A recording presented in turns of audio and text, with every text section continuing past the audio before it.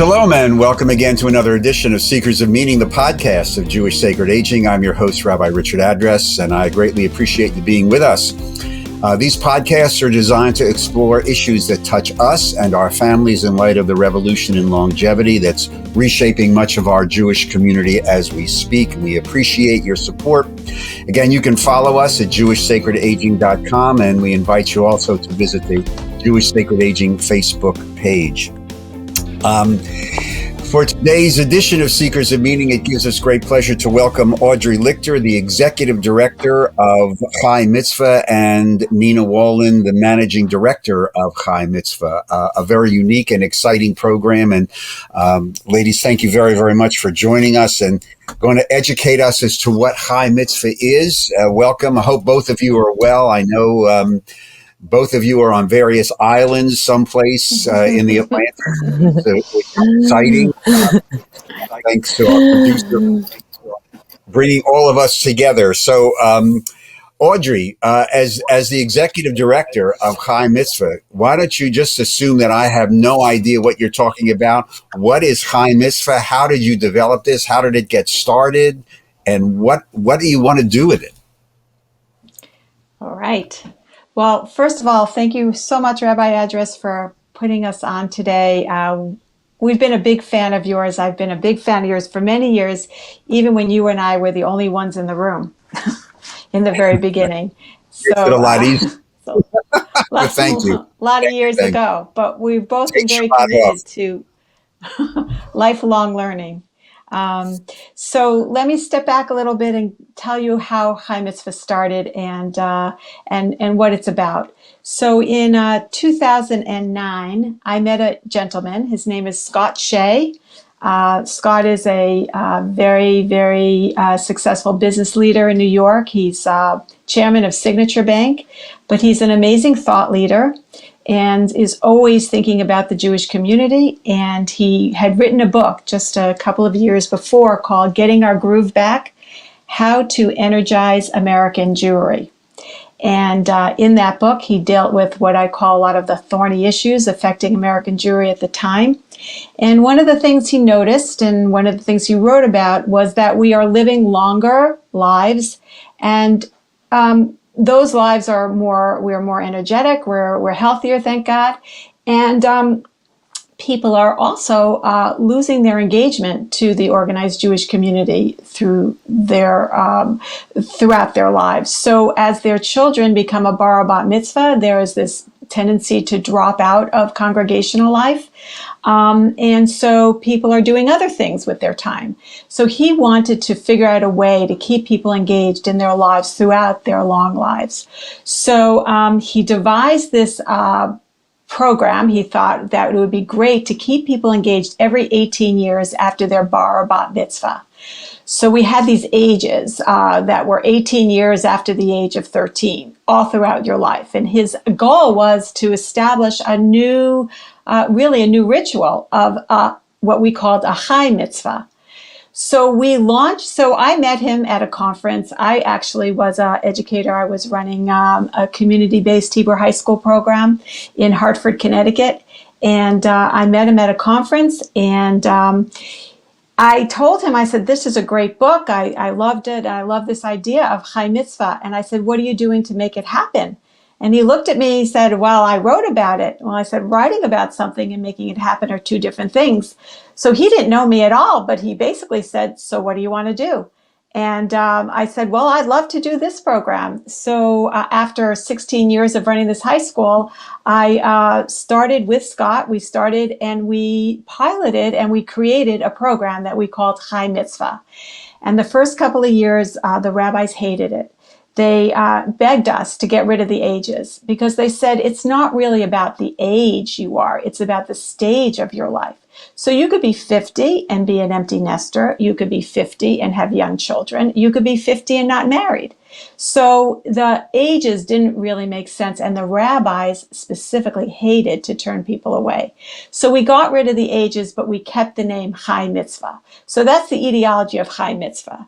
So Scott has been the board chairman and founder of this organization since 2009 when we started, and we incorporated as a not-for-profit 501c3. So let me tell you a little bit about what we do and the theory behind Chai Mitzvah. So the fundamental theory is that we believe that there are a lot of really talented educators, rabbis, people in the community, and there's a lot of supply. There's a lot of things happening in the Jewish community. There's just not enough demand. So we wanted to create a program that would create more demand for the supply that's in the Jewish community. And so we did this by creating this two-part program called Chai Mitzvah. So one piece of this program is that you create a group, a small group, and this group can be housed in a synagogue, at a JCC, at a federation, among friends. Anytime you can bring a small group together, between 5 and 12 people. And they make a commitment to come together for at least 9 to 12 sessions. And we supply a beautiful source book each month for the group. And we'll tell you a little bit about the curriculum. But basically, the group comes together, and these groups form a very tight bond together, and they go through the source books. The source books have a Jewish text, they have conversations, and they're very user-friendly. So we like to say, you can have a PhD in English literature and run a book group, and you can read a book and run a book group. So we want people to grapple with the Jewish text, but to do it at whatever level they're comfortable learning it. So these conversations happen around these source books. And then there's a second part to Chai Mitzvah we call the Jewish bucket list. So we ask each individual in that group to identify 3 things that are important to them. Something that they want to learn, something Jewish that they want to learn, a ritual to take on or deepen, and engage in a social action project. And we ask them to look into their community to identify and to fulfill those things that they want to do. So if it's a synagogue, we say, okay, there's a lot of things happening in this synagogue. There's a lot of opportunities for social action. There's a lot of opportunities for learning. There's services. You can make a commitment. So we have people that do all kinds of things. But the most important thing is it has to be important to them. And so those are the 2 parts to Chai Mitzvah: the group coming together for meaningful conversation and the bucket list. So to date, we've had about 8,000 people that have become a Chai Mitzvah.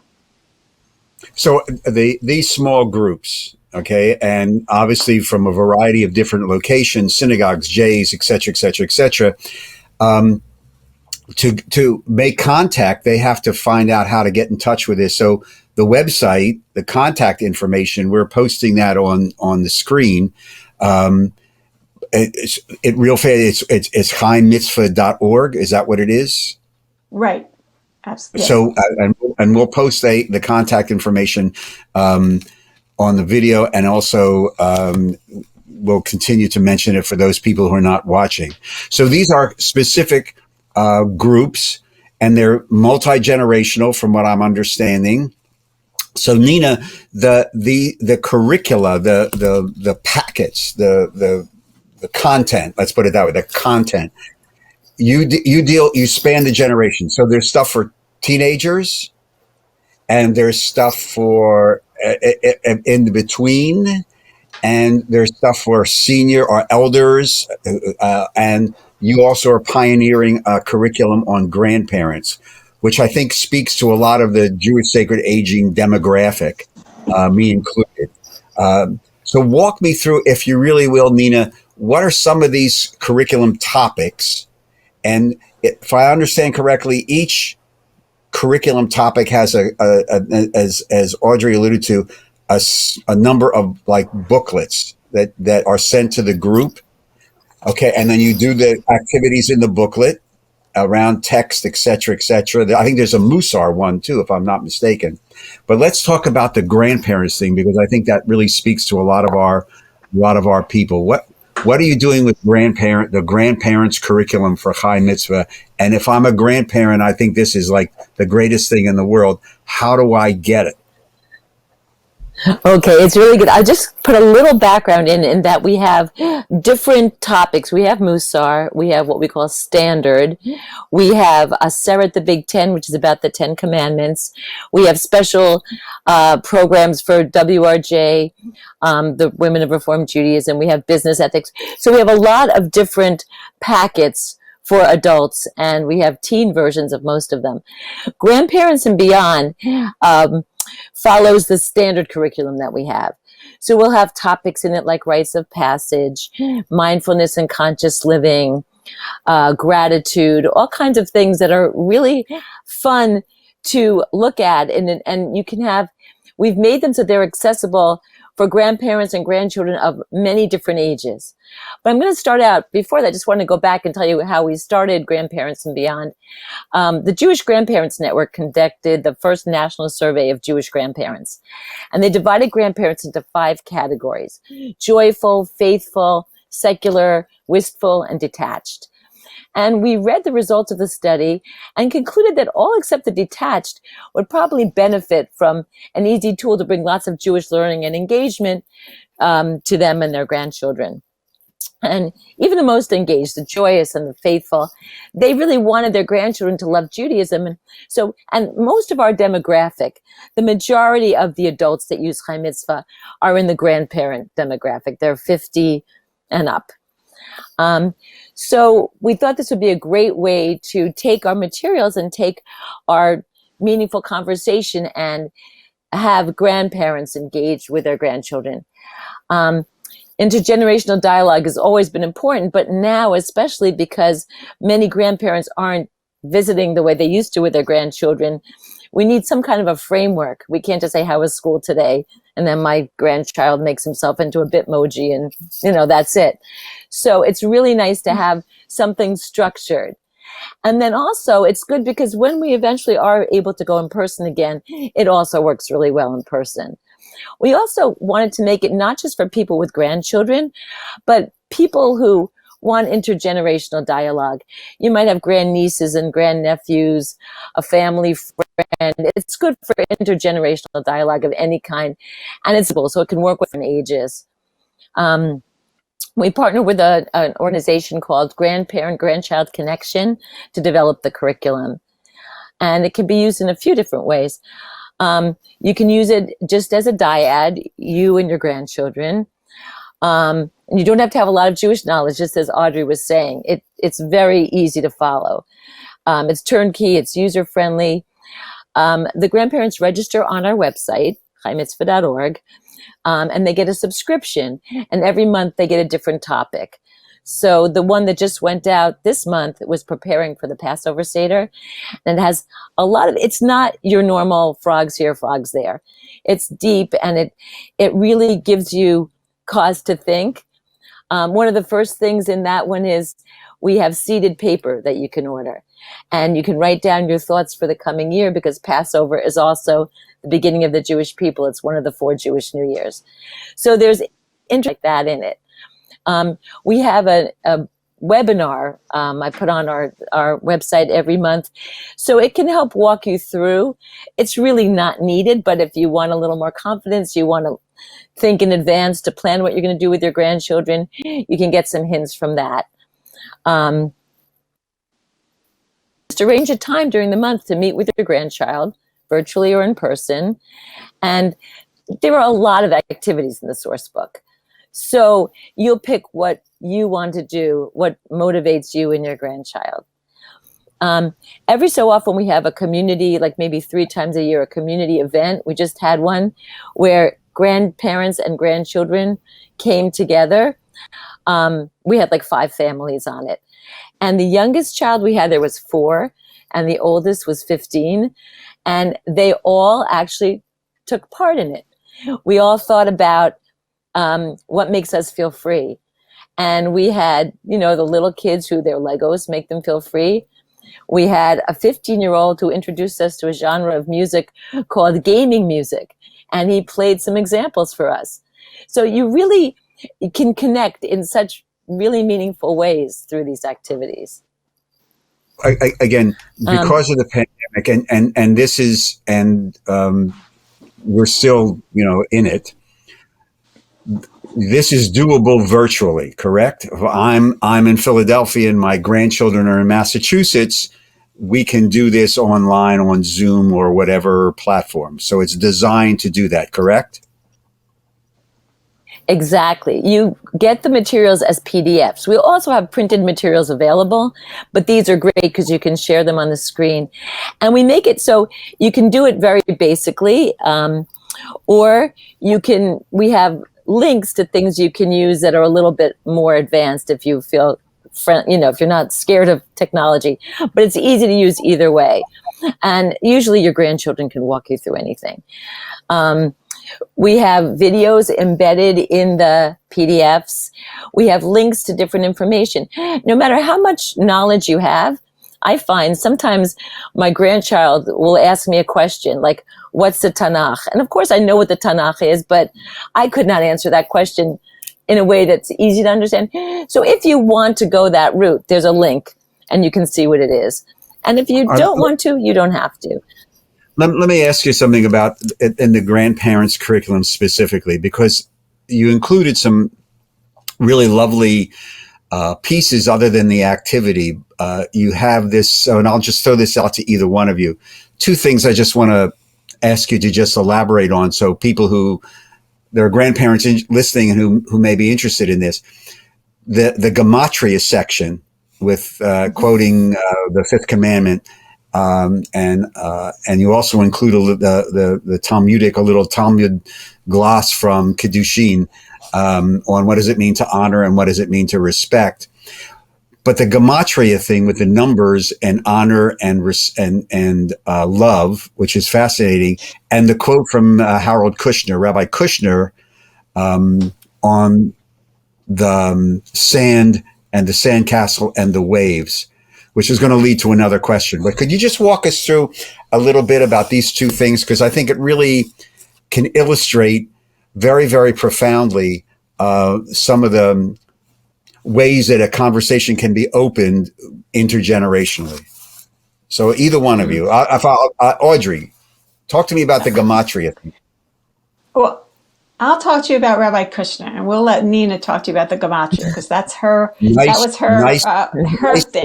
Nice job. Okay. But the Rabbi Kushner is the Rabbi Kushner quote begins our source book on the individual and community. Is it the? Oh no, it's on interpersonal relationships. On interpersonal relationships. And we begin that unit with that story of these children that are building a sandcastle, and they're working all day, working really hard to build a sandcastle, and then a big wave comes and knocks it down. And we think, oh, the sandcastles that we build as adults, boy, if they get ruined, we're destroyed. We put all this work into it. But what did the children do? They held hands and they laughed. And Rabbi Kushner ends that story with, if you have somebody's hand to hold, then you can laugh when your sandcastle goes away. And so it's about relationships. And we at Chai Mitzvah, this is our primary thing that we believe so strongly. There's so many organizations out there that are offering learning opportunities, especially during COVID. We can be busy all day long going to lectures, participating in all kinds of things. But if you don't show up, Rabbi Address, to one of those lectures, nobody's going to call you and say, Rabbi Address, why weren't you at the lecture, at the lecture on anti-Semitism, or why weren't you at the Talmud study we did? Because there were 400 other people that were logged in from all over the country. So that's not what we do. We are an engagement tool. We believe strongly that what is going to save Judaism is that we need to connect deeply to Judaism and to each other. So Chai Mitzvah promotes these small groups because these small groups engage with each other. They support each other. And we talk about grow your Judaism. What does that Right. mean? We work with Reform, Conservative, we work with Modern Orthodox, we work with New Age, unengaged, unaffiliated, young, old. We had Chai Mitzvah groups in 3 independent living facilities recently. People were 90 to 102. And Sylvia, who was 95 at the time, she decided for her learning to take Rabbi Olinsky's Living Each Day, and she incorporated that into her morning ritual. And Sophie, who was 100, said, I really want to learn about Jews around the world for her learning. So we are growing and learning all throughout our lives. So that story is the story of Chai Mitzvah. We hold each other's hands so we can grow Jewishly all throughout our lives. So Nina can talk to you about Gematria. Oh, go ahead, sorry. Nina. Talk to me about the Gematria thing. It's really cool. It's really cool. So that's an example that we have. We have different texts, like the story Audrey told you, and the one I'm about to tell you about, Gematria. They're all accessible. They're all interesting. You don't need a lot of knowledge to understand them, but yet you get exposed to all kinds of really wonderful, interesting parts of Jewish tradition and literature that you may or may not have thought about so deeply before. This is a fun thing that kids like to do puzzles, and Gematria is the perfect structure for a puzzle because every letter has a number value.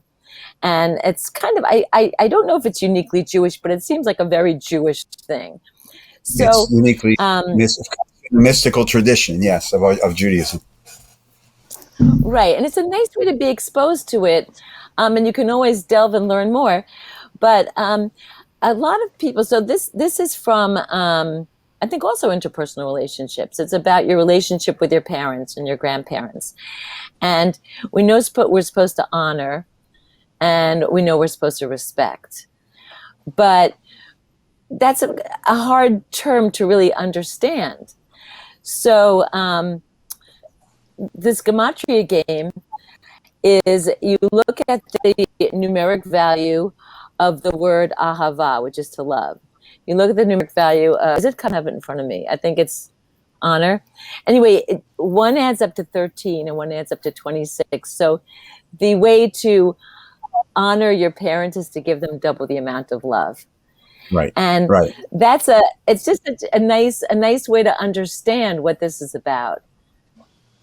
So let me follow up with something, because that I want to go back to the Kushner story, because I think in the grandparents' curriculum, if I'm not mistaken, one of the topics is loss. You have something about loss. Death and loss. Right. Yes. Mm-hmm. So talk to me about how, and especially in the pandemic, when not only so many of our generation have lost a year in ways that we can't get back in the same way as if we were like 25. But how do you deal with the loss issue within the grandparents' curriculum? Because that could be extremely profound, because on our generation's mind a lot, either subconsciously or consciously, is the reality of our own mortality. So how do you deal with that in the curriculum? And I'll just throw it open to either one of you. Somebody. Start out by, well, yeah, before we started to do this particular topic, I was pretty intimidated, I have to say. And Audrey kept saying, no, we really have to do this. And I'm really happy with how it came out, with the ways that we looked at it. Do you want to take it, Audrey, or do you want me to? Well, I just remember one piece of it was that we focused a lot on legacy. We focused a lot on conversations about what do you want to be remembered for, and what do we want our grandchildren to know about us, and what are our wishes and prayers for them. And so we focused a lot on building a conversation around legacy, around ethical will, around, we want, to talk about the stuff we own. And, we always think about, well, who's going to get this and this and this.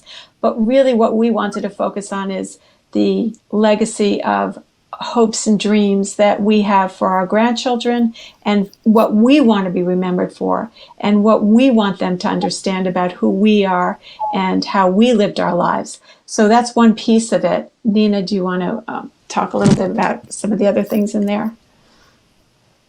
Some of the things we had were also focused on what we have now. Not that we're going to be gone someday, although that's something to deal with as well. But what's unique about each person, and what can we celebrate about ourselves, about each other? What's unique that we can even look at now? Yeah. Another thing you said made me think about losing a year. I think for grandparents and probably for others as well, has helped us to focus on what's important, because we have to we have a whole new way of doing a lot of things, and I think that the things that are really important don't fall away; they just are expressed differently. Yeah, and that's one of the reasons why I wanted to ask you this, because the Kushner story of the sandcastle, when I read it again, triggered this, because the reality of the sea washing away the sandcastle, you know, reminded me of the fact that we spend so much of our time worrying about material things, which are meaningless in the grand scheme of things, and that for many grandparents, as we get older, we come to a point in our life, and this is part of the work that we do at Jewish Sacred Aging, is understanding that we don't necessarily need more stuff, but the spiritual aspect, the legacy aspect, really becomes more important.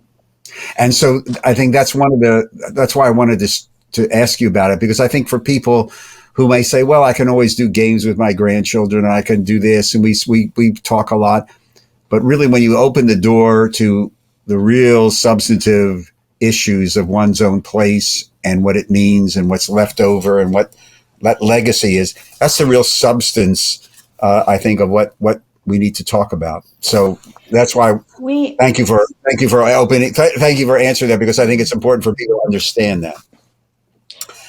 Everything that we do centers around that, a meaningful conversation around Jewish text. This is not a Jewish Jewish literacy program, and frankly, we do this program in a number of young Israels where people are quite learned and quite observant, and yet they don't study this way. It's not about what the Mefarshim think. It's about what you think, and how does your Judaism impact how you live? And we have meaningful conversation around Jewish text. I want to add one thing that's really important, I'm sure, on people's minds, because they're trying to say, oh, this is a great program, but how much does it cost? And we want to put it out there right now. This is really exciting, and because we are so fortunate to have Scott Shea be our board chair, and he works like mad to create funds, and we do fundraisers every 2 to 3 years. We raise money and then we give it away. So we are giving this program away at no charge at all for Jewish grandparents.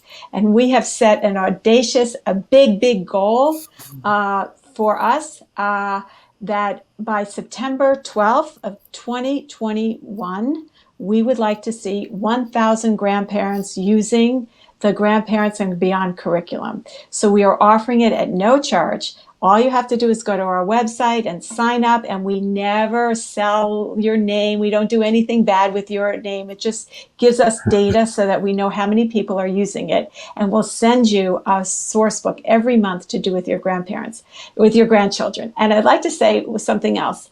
I have young grandchildren, God bless. We have 6 young grandchildren. The oldest is 8 or 7.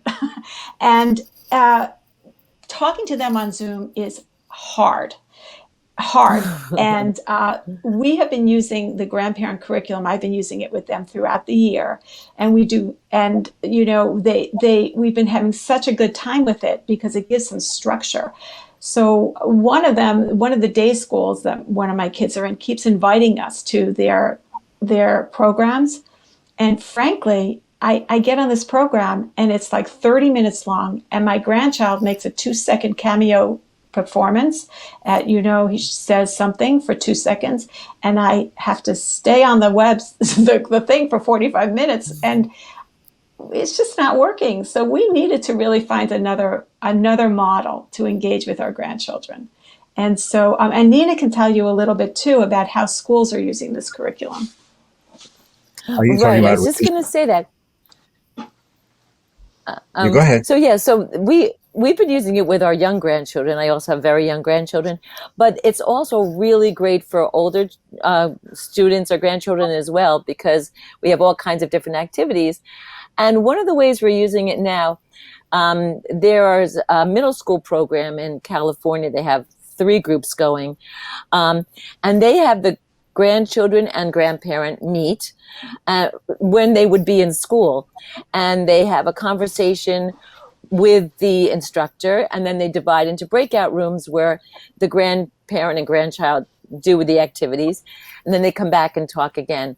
And that's been working really well. We also have a BBYO group piloting now, and a few others that are interested. And so the teenagers get together with their advisor. They go through the booklet and see what activities they like. Then they go and meet with their grandparents. Then they come back and talk about what they did. So that's another way of doing it. And those are like preteens and teens who are having a really good experience with it as well. So there's something there for everyone, for sure. So before I want to thank you. We're talking with Audrey Lichter, the executive director of Chai Mitzvah, and Nina Wolin, the managing director. And before we start running out of time, and again, the website is Chai with CHAI Mitzvah, chaimitzvah.org. The other contact information is on the screen. Before we run out of time, I got to ask you this one question, because you mentioned in the beginning that you work with WRJ, the Women of Reform Judaism, in a program, I'm sure, dealing with women's issues and et cetera, et cetera. So here's my question. One of the great needs, I think, and I run across this at almost every workshop that I do with Jewish sacred aging, is there's a paucity, a real lack of meaningful programming and intense conversation and relationship building for Jewish men, especially Jewish men of a certain age. Do you have any plans? Is it in your radar to develop something like that? We would love to have Jewish men do our program. It's not just for Jewish women. And you know, we do have curriculum that they would enjoy. We have the business ethics one, but we have that Seret HaDibrot, the 10 Commandments, our standard curriculum. The issue for us is really not that if there was something you could tell us that men would like, we would be happy to create a curriculum around it. Because the curriculum is just the tool for having people have meaningful conversation around Jewish text. Many of our groups are co-ed. Many of our groups are, especially our affinity and friendship groups, it's couples that do it together. They may put, I'm in a group with 4 other couples, and we've been meeting for years. And so a lot of them are husband and wife teams, but we collaborate with lots of different organizations, not just the Women of Reform Judaism, but we collaborate with JCCs and federations. We have found, and I think it's true probably across the board, that women are more joining these things more readily. They're more interested in this kind of networking and engagement, but we would be more than happy to work with men's clubs, to work with men's groups, to work with men's friendship groups. It's been a hard sell, but we would be happy to do it and invite them very much to come in. Maybe a conversation for somebody who is hearing this or watching this may have some ideas and as a follow-up. So, absolutely. Audrey, Nina, thank you very, very much for joining us on today's edition of Seekers of Meaning. I know you're very creative and doing lots of things, and congratulations for all the successes and wishes for future successes, because what you're doing is really, as you say, and even on your website, planting the seeds to grow Judaism. And for that, thank you very, very much. So stay healthy, stay well, and thank you very much for joining us today. Take care. And to all of you, thank you for being part of it. edition of Seekers of Meaning, the TV show and podcast of Jewish Sacred Aging. Remember, the show is available also on that Roku thing, and if you don't know what that is, ask your grandchildren. And again, we welcome your comments and suggestions.